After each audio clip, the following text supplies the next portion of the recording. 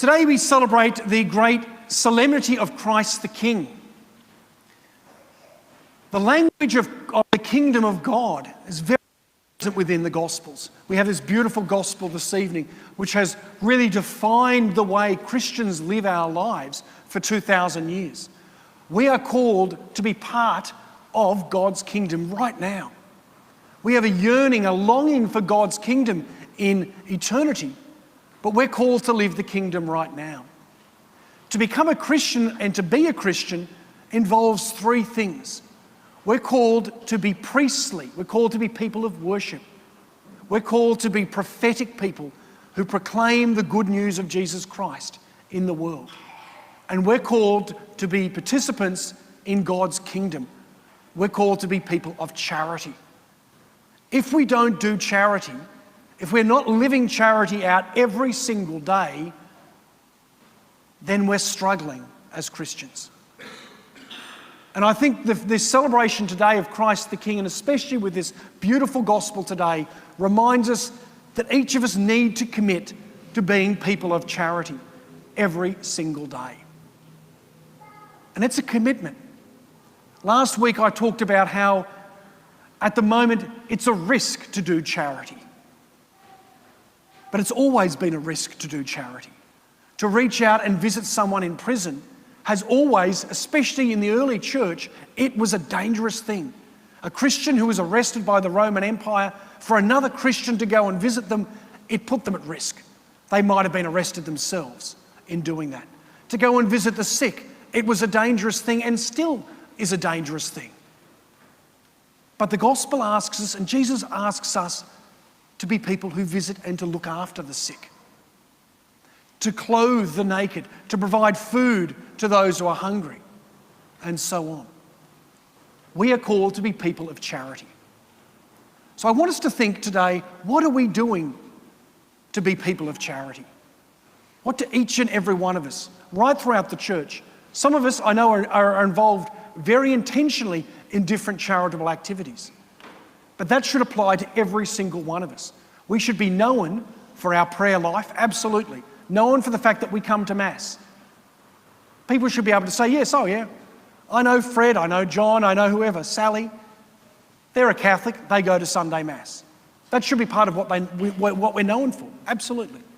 But we should also be known for our commitment to living charity. And if we don't have that commitment, recommit to it tonight.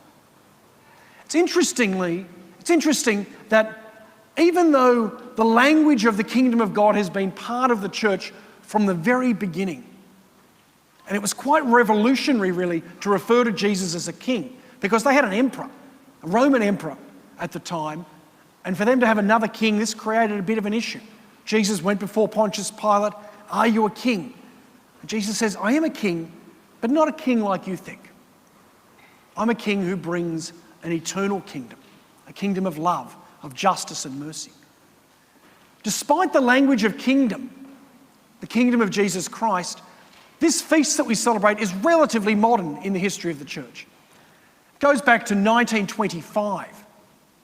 The Pope at the time, Pope Pius XI, decided to institute this celebration.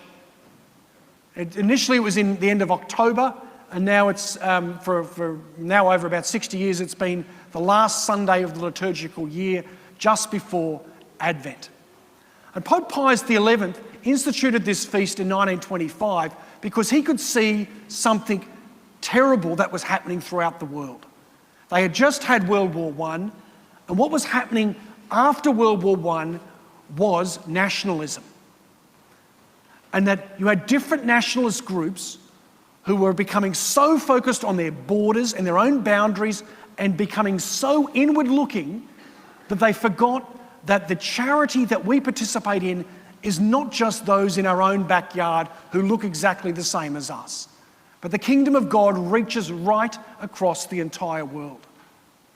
And what's happened over the last 9 months has unfortunately created isolation between us and other countries, even between New South Wales and Queensland, or New South Wales and Victoria. We've created, because of the need to protect ourselves from the virus, we've created this situation whereby sometimes we're not thinking about what's happening with charity in other parts of our own country, let alone other parts of the world.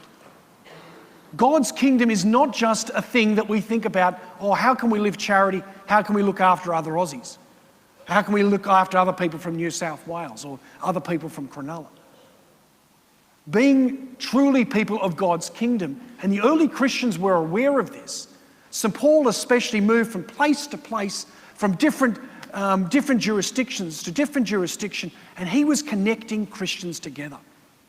And one of the beautiful things that we have in this parish is that we have a partnership with people in Timor-Leste. We are assisting them, but they are assisting us as well with their prayers, with their joy, with their life. And there is this mutual support. As Christians, we don't just look after those in our own backyard. And Pope Pius XI, when he instituted this celebration, he was reminding the people at the time, especially in Europe, that if we become so focused on our own national identity, that this can sometimes create opposition to true charity, to truly living out God's kingdom. And you've probably heard, I've heard it myself, where people say, we don't want to give foreign aid, we don't want to help other countries, we need to look after everything here in Australia first. We want to have the best life we can have before we start even looking after someone else. There aren't too many people in Australia who don't have food. There aren't too many people in Australia who don't have access to healthcare. But there are many overseas. And as Christians, we should have a passion for helping others, a commitment to living charity. So today, as we celebrate Christ the King, let us recommit to not just doing charity in our own backyard, and we should do charity in our own backyard, in our own family, absolutely. But let's think on a global level. What can we do individually, collectively, as a community to assist those who are hungry in our world at this time? Those who are naked, those who are sick, those who are isolated, those who are in prison. What can we do to assist them? First and foremost, we can pray for them. We know that they are our brothers and sisters. They are human beings. Many of them are Christians. And we should do what we can to assist them with our prayer, with our commitment to justice, but also our commitment to charity. Today, let us participate in this great celebration of Christ the King, knowing that God's kingdom is not just in the paradise that we have here, but God's kingdom and our participation in that kingdom should help us to reach right across the entire globe, to bring that love, that justice, that mercy of Jesus Christ to each and every single person throughout our world.